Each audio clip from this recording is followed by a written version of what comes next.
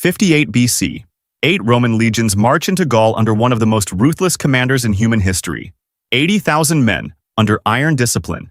A general who would kill 1 million Gauls and enslave another million before the decade ended. But what if standing in their path were 5,000 operators of the British Special Air Service? Night vision, thermal optics, belt-fed machine guns, and encrypted radios. The motto carved over their gate at Hereford reads, "Who dares wins." One side has the numbers. The other has 2,000 years of warfare it should not yet know. The fight does not end the way most people expect. The simulation has hard rules. The battlefield is a 40-kilometer stretch of central Gaul, mixed forest and open ground, similar to the terrain around Bibracte. The SAS arrive with the loadout of a sustained operation behind enemy lines. No air support, no drones above 50 kilograms, no artillery, and no external resupply at any point. They bring what they can carry and what fits in 30 Land Rover Defender vehicles. Caesar fields his army as it stood in autumn 58 BC. 8 legions plus auxiliary cavalry, armed with gladius, pilum, scutum, ballista, and onager. 40 days of grain travel in the supply trains, and he has full operational command. Both sides know the other exists, and both have 72 hours to prepare. After that, the clock starts. The simulation ends when one army cannot continue. The Special Air Service was founded in 1941 by David Stirling in the North African desert. The unit specializes in deep raiding, sabotage, and high-value target elimination. The standard rifle is the L119A2 carbine, firing 5.56 by 45 mm rounds at 940 meters per second. The L129A1 sharpshooter rifle reaches targets accurately at 800 meters. The L115A3 sniper rifle, in the hands of Sergeant Craig Harrison, killed 2 Taliban machine gunners at 2,075 meters in 2009, and that record still stands. The general-purpose machine gun fires 7.62 NATO ammunition at 750 rounds per minute. The Javelin anti-tank missile locks on, fires, and forgets. PVS-31 binoculars turn midnight into a green dawn, and FLIR thermal imaging detects a human body through 30 meters of light fog. Every operator carries a Bowman radio that keeps every other operator on the same digital map. Their commander in this scenario is a composite figure modeled on Brigadier Mike Jackson, a man who plans backwards from the funeral. Each operator has passed selection at Hereford, a 6-month process with a final pass rate of approximately 10%. They have all completed the 64-kilometer endurance march across the Brecon beacons, carrying 25 kilograms, in under 20 hours. They have all cleared the killing house under live fire. Every squadron drills the same 4 roles: mountain troop, boat troop, mobility troop, and air troop. Their largest single ground operation in modern history was Operation Trent in Afghanistan in 2001, an assault that used 60 operators. Now the other side, 80,000 legionaries. Each one a volunteer who has served, on average, 6 years. Their primary weapon is the Gladius Hispaniensis, a 60-centimeter double-edged stabbing sword. The pilum is a 2-meter throwing javelin with a soft iron shank designed to bend on impact, ruining the enemy's shield. The scutum is curved plywood and leather, 1 meter tall, 65 centimeters wide, capable of stopping arrows and stones. Larica Hamada chainmail protects the torso. Their secret weapon is not steel. It is the dolabra, a combination pickaxe and adze that turns every legionary into a combat engineer. Every Roman army builds a fortified camp every night, with a 3-meter ditch and a 4-meter palisade, in under 3 hours. They march 30 kilometers per day in formation, fully laden, then dig. Their commander is Gaius Julius Caesar, age 42, already a former consul of Rome, a man who reportedly slept 4 hours a night and dictated 4 different letters to 4 scribes at once. He has personally led the front rank in 3 battles. He has lost 2 legions in his career and will not lose a third. Hour 0. Caesar's vanguard, the 10th Legion, moves north along a Roman-built road. 5,000 men in column, 12 abreast, scouts thrown forward 2 kilometers. The SAS does not engage the column. 3 L115A3 sniper teams have spent the previous night infiltrating to high ground 400 meters off the road. They wait. The first target is not a soldier, it is a centurion, identifiable by the transverse crest on his helmet. He drops at 11:14 a.m. with an 8.59mm round through the chest. A second officer falls 4 seconds later. A third, 8 seconds after that. Roman officers do not understand. There is no sound that connects to the deaths. Men are simply collapsing from causes the eye cannot see. The 10th Legion halts, and the centurions raise their shields. Shields stop arrows. They do not stop around traveling at 936 meters per second. By 11:30 a.m., 14 centurions are dead. The unit's command structure has been deleted from a distance no Roman has a word for. The first SAS shot has been fired, and not one Roman has yet seen a member of the SAS. The next 36 hours are the bloodiest in the history of the Roman army. SAS troops conduct classic small unit harassment. A 4-man patrol on quad bikes drops a remote detonated claymore across a marching column, then disappears into the tree line before the second blast. The casualty count from a single Mark 7 claymore is, on average, 70 men. There are 240 claymores in the SAS inventory. Caesar loses 14,000 legionaries in 2 days, but he loses none of his own command staff. This is because Caesar has done something his enemies almost never see in time. He has changed his army. The eagles are pulled from the standards and hidden in supply wagons. The crested helmets of centurions and tribunes are swapped for the plain helmets of common soldiers. Caesar himself, who normally wears a red paludamentum cloak visible across a battlefield, dons the rough wool of a legionary. Orders pass through hand signals and runners. Sniper teams on the high ground look through their scopes and find only anonymous men. The decapitation strike that worked at hour 0 stops working by hour 30. On day 3, Caesar does something his Gallic enemies never expected. He stops fighting. The legions do not advance. They do not retreat. They dig. 80,000 men with dolabri open a circumvallation, a ring of fortifications, around the SAS area of operations.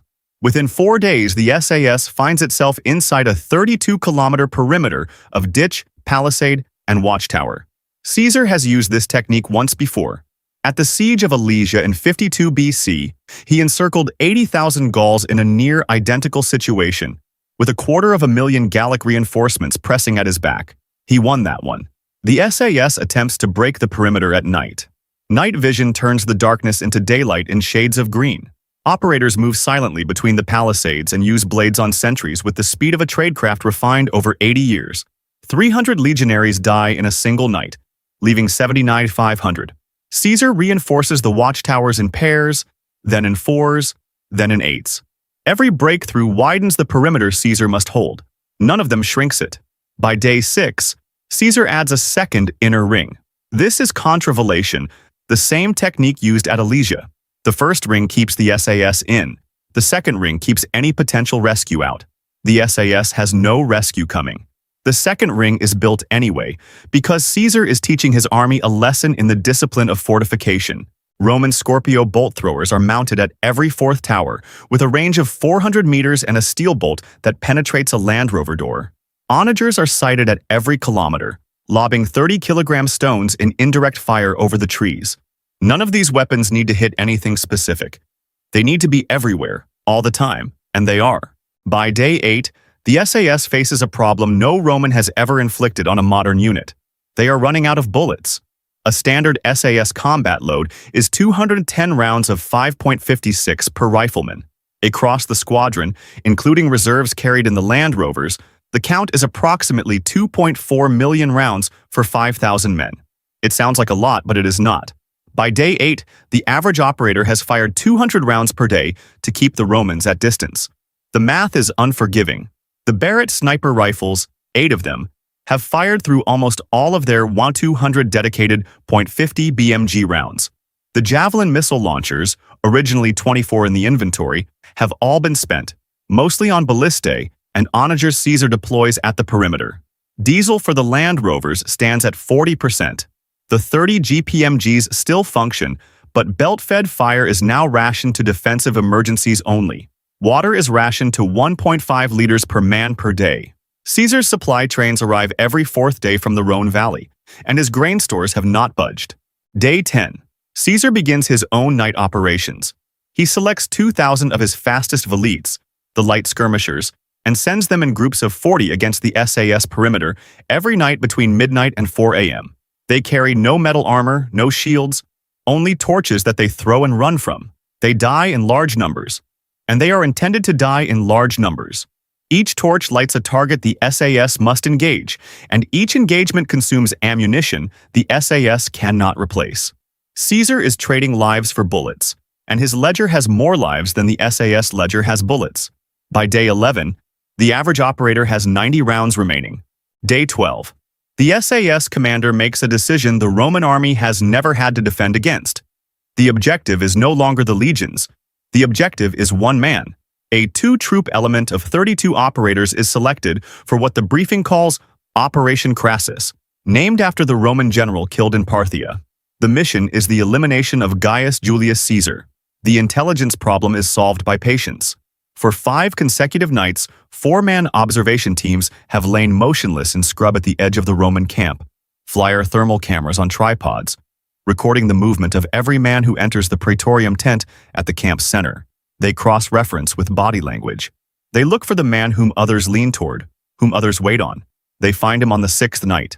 Caesar is left-handed, wears no distinguishing armor, and emerges from the praetorium at precisely 4:30 a.m. every morning to walk the inner perimeter.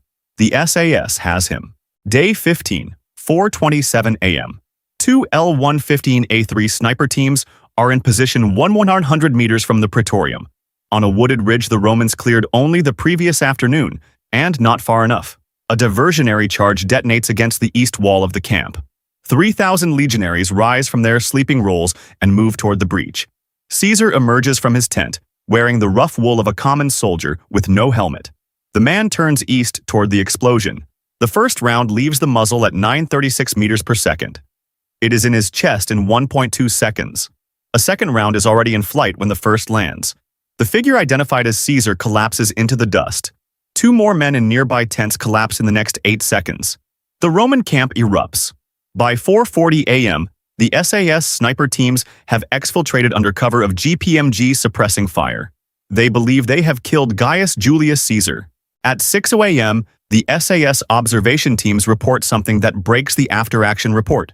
The Roman camp is not behaving like an army that has lost its commander. There is no chaos, no collapse of order.